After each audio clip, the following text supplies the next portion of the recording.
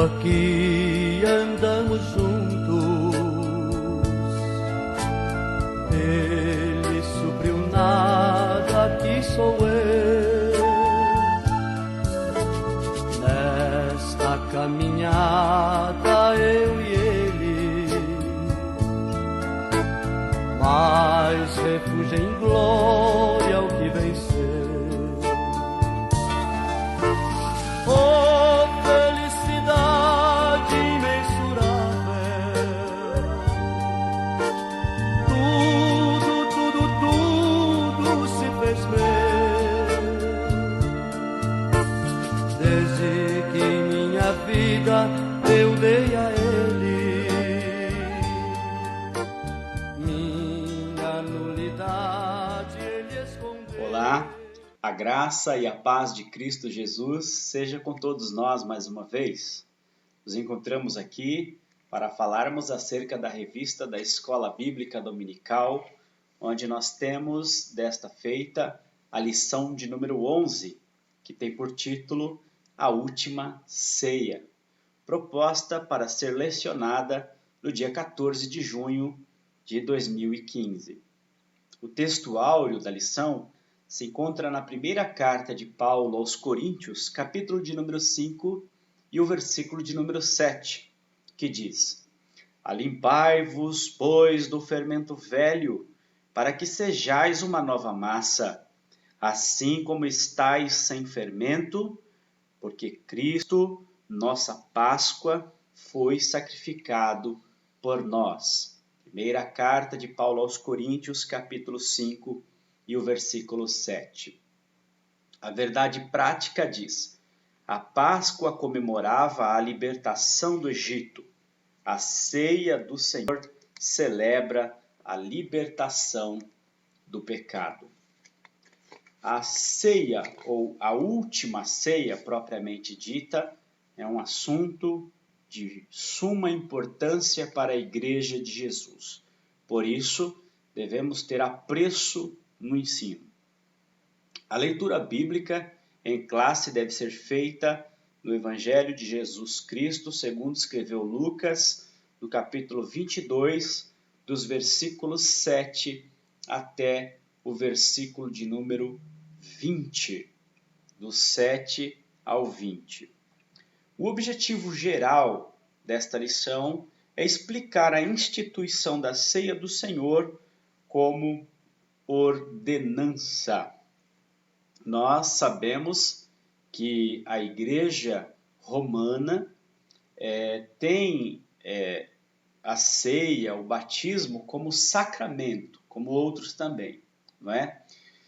Mas nós não usamos o termo sacramento devido aos muitos problemas embutidos no termo, não é? Nós então preferimos a palavra ordenança. E nós então precisamos aqui, nesta lição, analisar os antecedentes históricos da última ceia de Jesus. E logo que essa ceia nos arremete à instituição da Páscoa. Páscoa que foi instituída lá no pré-êxodo, né? Antes da saída do Egito, se deu a primeira celebração da Páscoa, uma ordem de Deus dada ao seu povo, todos devem se lembrar, na questão de que era celebrado ainda antes do acontecimento, ou seja, era uma proclamação de fé do judeu que o Senhor faria tal coisa. Eles deveriam então celebrar a Páscoa na certeza que o Senhor cumprirá o que está dizendo. Lógico que eles têm inúmeros sinais, já estão acontecendo no Egito, não é verdade?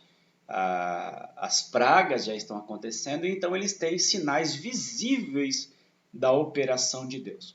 Os deuses do Egito estão sendo envergonhados perante eles pelas pragas e agora, faltando apenas o último sinal, o Senhor então deu a celebração do Pessa, não é? A palavra Pessa no seu original quer dizer passar por cima, não é?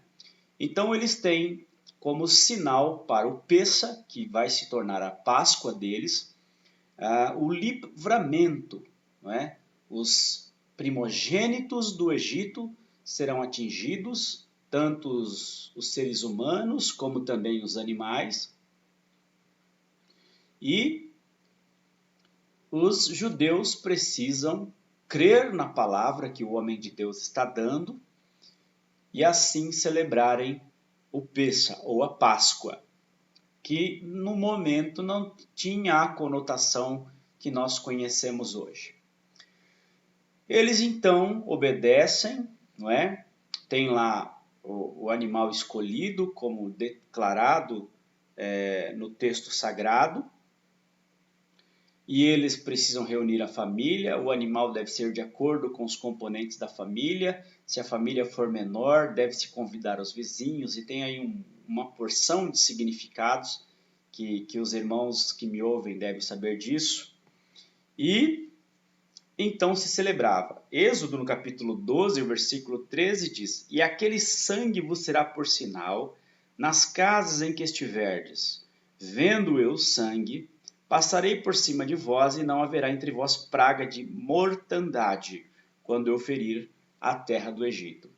Ora, o Senhor Deus disse que a marca do sangue nos umbrais das portas daquela casa era um sinal de que havia dentro daquela casa alguém que deveria ser poupado.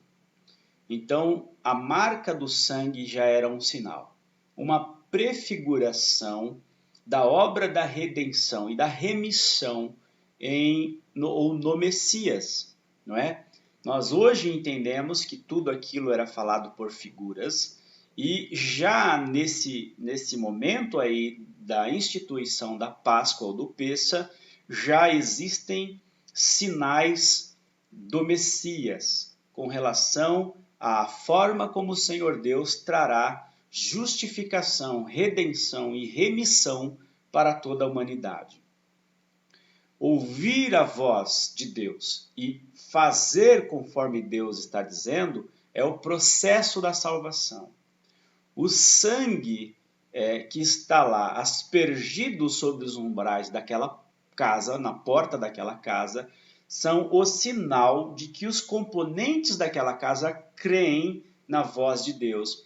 E todos creem que o aspergir daquele sangue é um sinal, é uma marca de que eles serão poupados. Então, no Antigo Testamento temos estas conotações.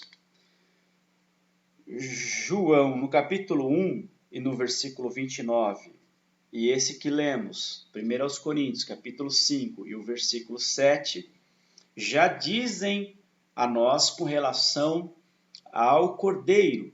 Aquele cordeiro que era imolado lá no Pêssah, ou anterior ao Êxodo, antes da saída do Egito, prefigura o Cordeiro de Deus que tira o pecado do mundo. O próprio Cristo diz isso, não é? Segundo escreveu João, o próprio Cristo afirmou que ele sabia disso. Então nós sabemos que Jesus é, como João Batista disse, eis aí o Cordeiro de Deus que tira o pecado do mundo. Então nós entendemos que o próprio Cristo entende isso, João Batista afirma isso, seus discípulos entendem isso. Jesus é o Messias, é o Cordeiro anunciado desde a Páscoa, da primeira Páscoa lá no pré-êxodo, de que ele seria o Cordeiro de Deus que tira o pecado do mundo. Por quê? Porque não foram nenhum destes animais que pecaram, não é? Não foram eles que cometeram pecado para serem vitimados no holocausto.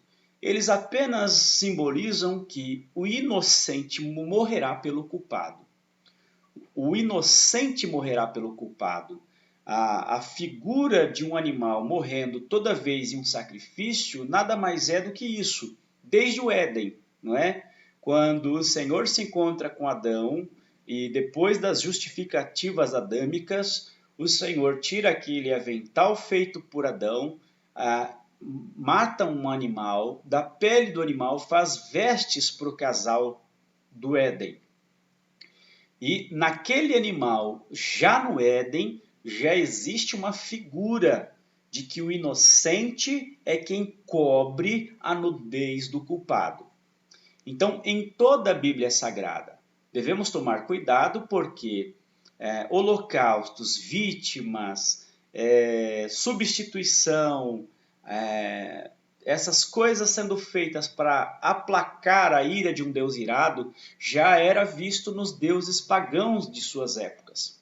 Nós devemos apenas lembrar que eles, os pagãos, são pessoas que estão fazendo uso de algo que está muito esfumaçado, uma imagem esfumaçada do que é real, do que realmente existe nos escritos judaicos. O que nós encontramos no Antigo Testamento e outros documentos acerca das comemorações judaicas são realmente o fato destas coisas. Não são uma imitação de um paganismo, não são uma exploração da cultura de então, são a realidade. E a forma como é aplicado no judaísmo, no povo judeu, existem conotações completamente contrárias aos que existem no meio dos pagãos. Devemos guardar e salientar muito bem isso, porque alguns sectários tentam fazer uso desses textos para serem contrários a nós. Deuteronômio capítulo 16, versículos de 1 a 4 tem o ritual em si. No Êxodo, no capítulo 12, do 3 até o 12, nós temos a estrutura dos preparativos. Mas em tudo isso nós entendemos que isso é um ato de fé, celebrado antes que houvesse qualquer indício que a libertação fosse possível, não é? Então é um ato de fé antes que houvesse o acontecimento em si da mortandade dos primogênitos. Então, tudo que nós vemos na Bíblia são declarações de uma externalização de fé naquilo que cremos acerca da palavra que Deus nos diz. Nós externalizamos aquilo que nós estamos ouvindo acerca da palavra e nisto acontecem os fatos que o Senhor Deus está falando. Mas sempre o Senhor pede de nós a antecipação da fé e a ação. Não havia ainda a morte de nenhum primogênito e eles estavam participando da Páscoa.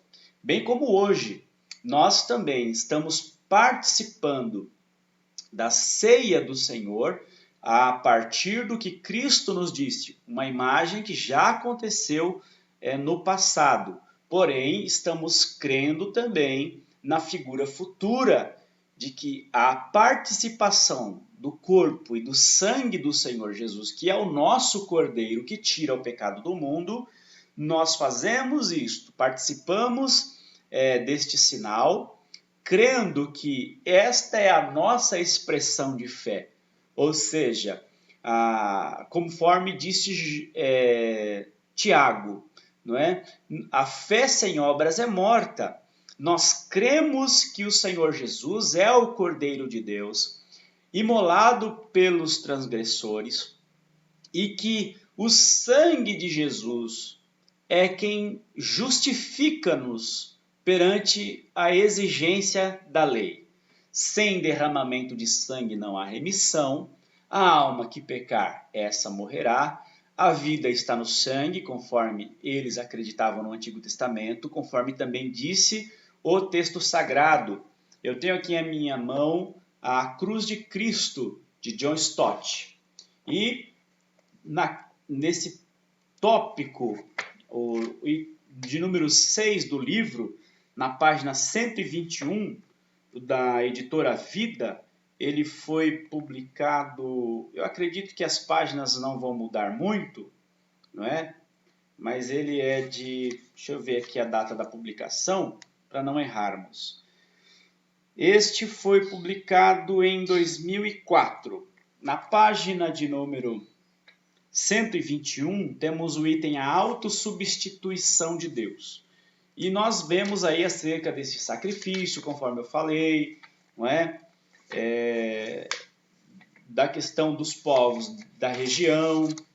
E temos Levíticos 17:11, porque a vida da carne está no sangue, eu vou-lo tenho dado sobre o altar para fazer expiação pelas vossas almas, porque é o sangue que fará expiação em virtude da vida. Ora, nós sabemos que é o inocente morrendo pelo culpado. Então, quando nós cremos que o sangue de Jesus foi derramado de forma correta, ou seja, ele é de um cordeiro santo, puro e imaculado, nós acreditamos então que o sacrifício foi aceito. O corpo de Jesus foi imolado pelos nossos pecados. Na semelhança de Isaque, que sobre o monte, inocentemente levando a lenha do próprio holocausto, simbolizando o Senhor Jesus, que também sobe a via crucis, levando a própria lenha de seu próprio sacrifício. Não é? A diferença é que Isaque, ao chegar no topo do monte, que o Senhor mostrou a Abraão, seu pai, Isaque foi poupado por um animalzinho que estava preso em um arbusto. E a amizade de Deus com Abraão trouxe livramento para o Isaque. Na troca, em contrapartida, alguns séculos depois, algum tempo depois, não é? Nós temos aquele por quem Isaque foi trocado. Não o animal, mas em quem o animal prefigurava. Nós temos aquele em que o amigo de Abraão deu em troca de seu filho. O Cristo Jesus de Nazaré, não é? O Jesus ben Yosef está subindo também a via crucis na mesma figura do Isaque, levando a própria lenha do holocausto. Quando chega no topo do monte para o holocausto, fora da cidade, ele mesmo se deita sobre o holocausto. Em uma outra figura também do livro sagrado, ele é o sumo sacerdote que oferece holocausto. Mas um sumo sacerdote santo, sem pecado, que oferece holocausto por si mesmo e pelo seu povo, e que se coloca-se a si mesmo sobre o altar do sacrifício, sobre a lenha. Então nós cremos nisso. E Jesus vai dizer no capítulo 6 do Evangelho segundo escreveu João, que quem não come de sua carne e não participa do seu sangue, não tem vida em si mesmo. Então nós acreditamos que no símbolo que ele diz, ou no sinal que ele nos dá acerca da ceia, a vida consiste em que eu creia que ele foi imolado pelos meus pecados de forma correta e aceita por Deus. Eu creio que ele morreu pelos meus pecados. Creio que o seu sangue foi derramado no lugar do meu. E se sem derramamento de sangue não há remissão, a remissão veio através do sangue dele. Eu creio no sangue de Jesus, que foi derramado por meus pecados, e que o dele foi derramado, não haverá necessidade de que o meu seja derramado para que eu seja salvo. E que pela morte, pelo partir do pão, pelo partir de sua carne, foi em troca das minhas transgressões. Ele foi moído pelas minhas transgressões. E se o corpo dele padeceu por causa de meus pecados, não é o meu corpo que precisará padecimento de pecados. Ou seja, não preciso de autoflagelação, como muitas seitas ainda fazem até hoje, inclusive, acredito, a das mais exageradas a que existe no México, não é? O autoflagelamento, a pessoa que se bate, não é? Com chicotes e tal. Nós não precisamos de autoflagelo, porque nós cremos que o corpo de Jesus sofreu por causa das nossas transgressões. é numa questão de símbolo, de representação. O oriental entende isso muito mais do que o ocidental, na representatividade de um só, como na guerra entre os exércitos de Saul e a família do gigante, não é? Daqueles filisteus. E nós entendemos que o próprio filisteu chega lá para o Saul e diz: não seja caso que haja um degladiamento aqui, muitas pessoas morram e não é necessário, nós pegamos aqui um representante de cada povo, estes vão lutar, aquele que vencer se tornará servo, aquele que vencer se tornará senhor daquele que foi vencido. Simples assim, representação, não é? E a forma como todo o exército judeu estava cabisbaixo de muitos dias ouvir desaforo, palavrões, ameaças, todo tipo de blasfêmia contra Deus daquele filisteu, eles estavam arriados. Mas quando Davi se colocou diante do gigante filisteu, e todo o exército judeu estava com medo, não é? Mas a partir do momento em que Davi acerta o gigante, não é? Que Deus, na verdade, acerta o gigante para Davi e que ele cai, todo o exército judeu se levanta, não é? Quando Davi se apropria da espada e corta a cabeça daquele homem, e todo o exército, todo o povo judeu sentia-se como se eles mesmos estivessem segurando aquela espada. E ao decepar a cabeça do gigante e trazê-la vitorioso, todo o exército está em pé, bradando, não é? Pela vitória. Ou seja, a vitória de um só foi a vitória de todo o povo. O celebrar o fim daquele homem, daquela ameaça, era uma celebração de todos na representação. Então, a representatividade, a representação do nosso Cordeiro, de Jesus, é da mesma forma. Nós entendemos que quando Jesus vai à cruz, nós somos representados no Cristo. Quando a lei exige, ele cumpre a lei, nós estamos cumprindo em Cristo a lei. Quando ele sofre naquela cruz, nós em Cristo estamos sofrendo. Quando ele, então, derrama o seu sangue, nós pela fé cremos que estamos ali com ele sofrendo por causa dos nossos pecados. O sangue dele foi derramado para que o nosso não seja derramado, na representação. Mas como ele é santo, é aceito diante de Deus.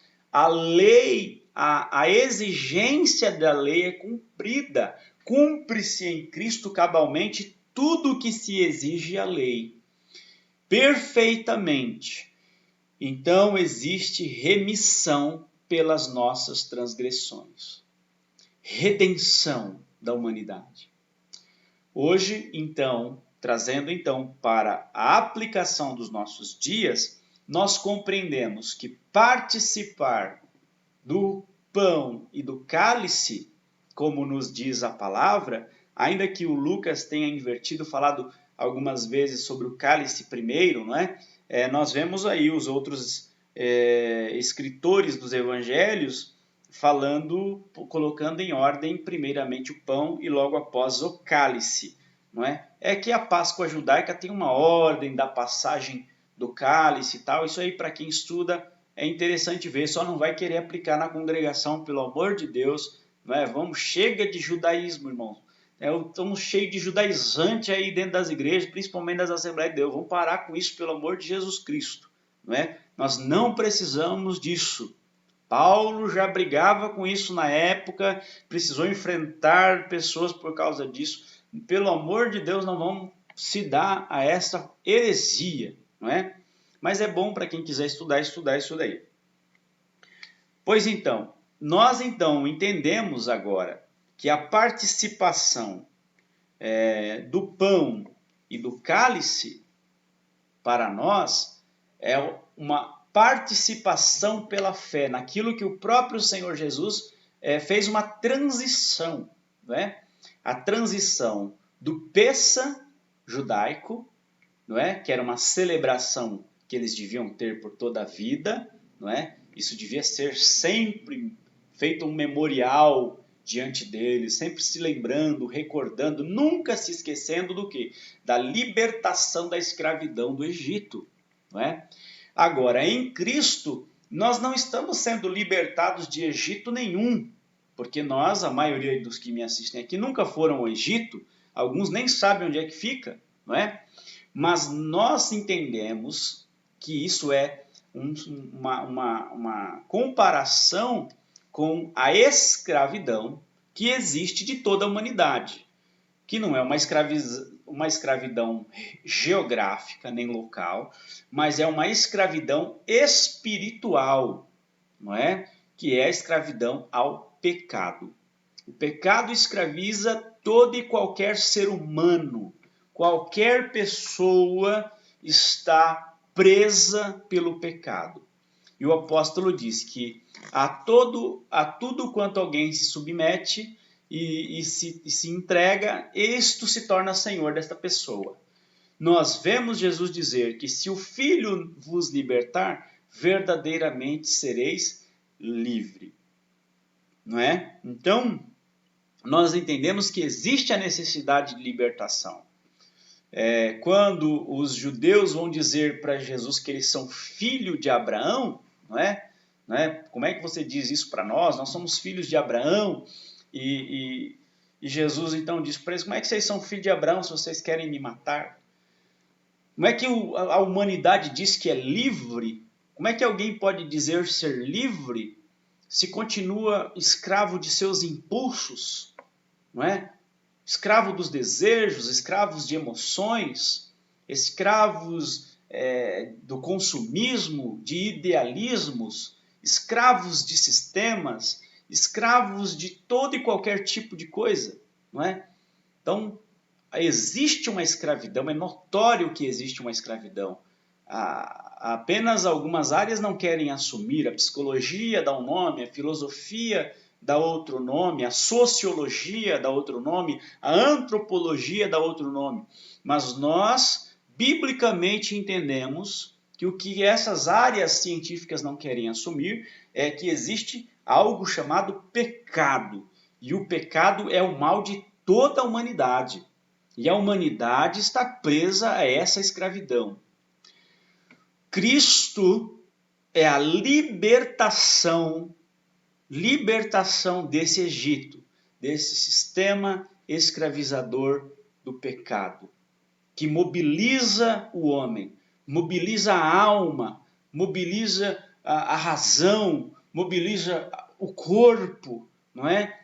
O homem consegue ser preso a um desejo desenfreado que se desencadeia em sua mente, que escraviza todo o seu corpo, não é? Como é a reação da droga, como é a reação do desejo sexual, da libido descontrolada, não é? Alguém que tem esse tipo de sentimento, como é que pode dizer ser livre? Então, Cristo é a libertação desse sistema escravizador do ser humano. Quando nós, então, damos crédito à pregação, quando nós ouvimos o Evangelho, damos crédito à pregação, nos submetemos a Cristo pela fé, compreendemos o nosso pecado, nos arrependemos destes pecados que levaram Cristo à cruz, nós assumimos a fé cristã, a fé de Cristo, crendo nele, no sacrifício dele, no derramamento do sangue dele. Quando nós cremos nisso, que o nosso pecado fez isso, então nós aceitamos morrer por ele. Na forma como ele foi morto, sepultamos a nossa velha vida de pecado, também por um sinal, que é o batismo. Não é uma ordenança. Nós aceitamos a água batismal num sinal de morte, não é? Tombamos para a morte, morrer para a vida e o sistema escravizador do pecado, para o Egito. E quando nos levantamos desta água, ressurgimos para uma nova vida em Cristo Jesus, louvado seja Deus. Uma nova criatura, os que estão em Cristo, nova criatura são. Então essas novas criaturas celebram em seguida o participar do cálice ou do pão e do cálice do Senhor. Pela fé nós colocamos a mão no pão e pegamos o cálice. Pelo pão nós confessamos que o corpo dele foi partido no lugar do nosso. Pelas suas pisaduras nós fomos sarados, não é? O castigo que nos traz a paz estava sobre os seus ombros. Nós cremos, isso é um privilégio colocar a mão nesse pão, não é? Que toda a família da terra participa, faz igual, realiza o mesmo ato sublime, não é? E uma mesa que começou com 12 cresceu, atravessou o oceano, chegou ao nosso continente, chegou ao nosso estado, à nossa cidade, chegou à nossa vida. E nós, um grande privilégio, agora estamos segurando o pão no símbolo ou na semelhança dos apóstolos que estavam próximos a Jesus, tal como ele disse para ser feito, estamos repetindo. É um privilégio poder fazer, é o ingresso nessa mesa da comunhão. Seria como se ele está sentado com os discípulos na mesa e existem cadeiras que podem ser ocupadas. E ele nos diz, venha também você, venha também, faça parte dessa mesa. E nós entendemos isso como um chamado de um privilégio, onde somos chamados a nos assentar e participar dessa mesa da mesma forma. E quando nós colocamos a mão nesse pão, estamos dizendo que isso aqui é o ingresso do privilégio de poder estar crendo e fazer parte desta família, porque eu creio, faço parte dessa família, por isso também participo do pão do Senhor. Eu sou parte, sou integrante desta família, eu creio no corpo de Jesus partido e por isso eu vou ingerir esse pão, porque eu creio na obra da redenção que aconteceu no Calvário. Ao participar do cálice da mesma forma, eu creio não na transubstanciação, não creio que aquilo se tornou, não é, realmente o sangue de Cristo. Não, é um sinal apenas. Não é algo sem valor, mas não se torna físico o sangue de Jesus ali naquele cálice, de forma nenhuma, não é? Nós não acreditamos na transubstanciação. Tem uns irmãos que estão no nosso meio ainda, que têm todo um cuidado com esse negócio e tal, e não entendem isso. Mas ao tomar parte do cálice, eu estou crendo que o sangue de Jesus foi derramado no lugar do meu sangue.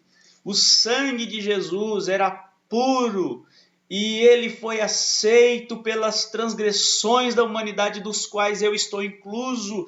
E eu creio, estou segurando este cálice dizendo, eu creio que o sangue de Jesus foi derramado pelo meu pecado, sacrifício aceito, cabalmente cumprido, não haverá necessidade que o meu sangue seja derramado, bendito seja o sangue do Cordeiro imolado de Deus, que foi imolado pelas minhas transgressões. Eu recebo este cálice como o cálice da nova aliança, um novo testamento no sangue de Jesus. Eu creio, sou participante da família, então eu vou ingerir este cálice, porque é necessário a morte do testador para que o testamento tenha validade, diz a carta aos Hebreus. Hebreus, no capítulo 9, se eu não estou enganado, Hebreus 9, quem quiser dar uma lida em todo aquele capítulo, que vai falar muito bem sobre isso. E porque eu creio, então, eu participo dessa celebração, porque o Cristo disse, muito desejei ter convosco esta Páscoa, não é? Porque ele não haveria novamente até que ela seja comemorada lá no reino eterno. E nós cremos que nós celebraremos com o Senhor, como está escrito em Apocalipse, nas bodas do Cordeiro, onde nós então teremos esse novo encontro de toda a humanidade. onde o nosso sumo sacerdote adentrou, não é? Como eu disse, ele se deitou sobre a própria lenha, se ofereceu em sacrifício e ele adentrou o Santo dos Santos. Se apresentou no Santo dos Santos, que era a figura aqui terrestre do céu, e ele adentrou o Santo dos Santos, como todo sumo sacerdote fazia anualmente, não é?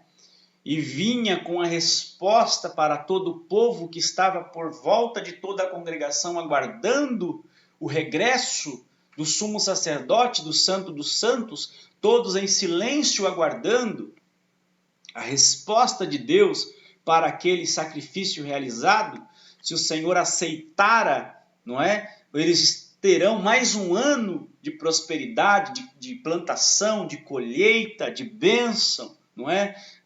A maldição será afastada, eles estarão bem por mais um ano. O Senhor aceitou o sacrifício e eles todos aguardavam. Então o sacerdote voltava com essa resposta e toda a congregação, mais de 4, 5, 6 milhões, foi crescendo, o grupo foi aumentando, 7 milhões, 10 milhões de pessoas aguardando essa resposta e todos bradando, louvando e glorificando o nome do Senhor, porque foi aceito o sacrifício, o cordeiro foi aceito pelo Senhor, seremos abençoados por mais um ano. Agora, essas bênçãos que ainda eram relembradas de ano em ano, conforme diz o autor aos Hebreus, não é?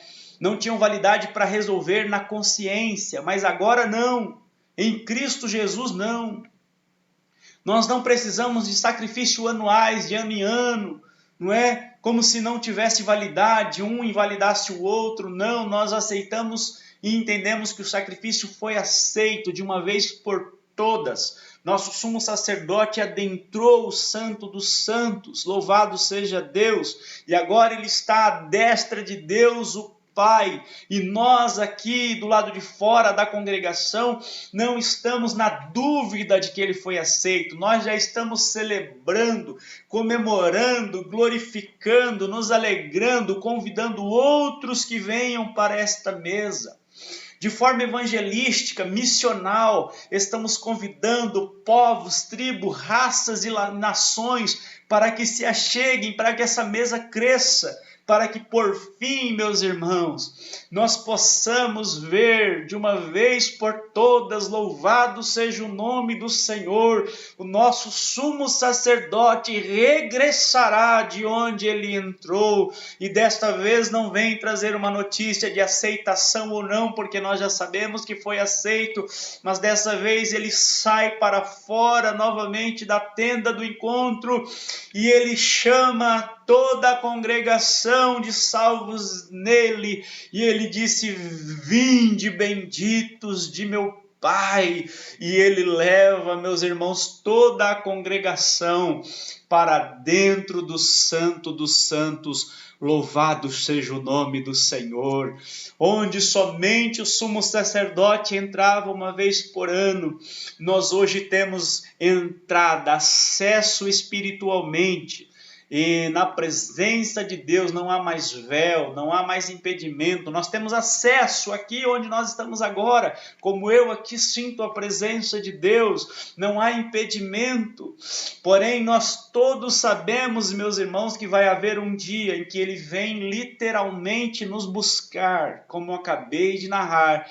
Ele virá buscar toda a congregação do qual nós fazemos parte e nos levará juntamente com ele para adentrarmos por fim nos santos dos santos, que era simbolizado aqui na terra.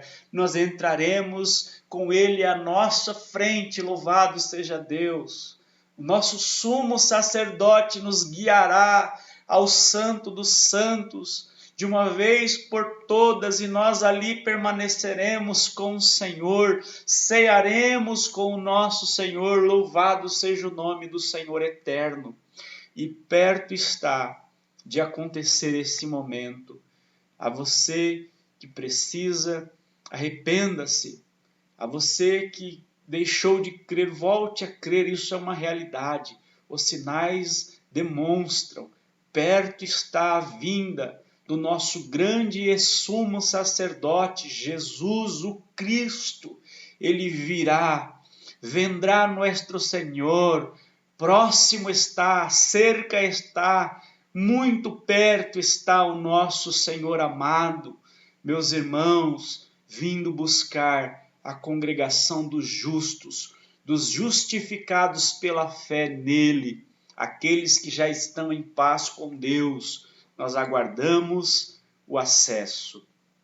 Este é o significado da ceia do Senhor. Um ótimo domingo, uma ótima aula. Que Deus continue lhe abençoando e até a próxima aula, onde nós falaremos, se o Senhor nos permitir, sobre a morte de Jesus. Deus a todos abençoe, em nome de Jesus. Amém. Tchau, tchau.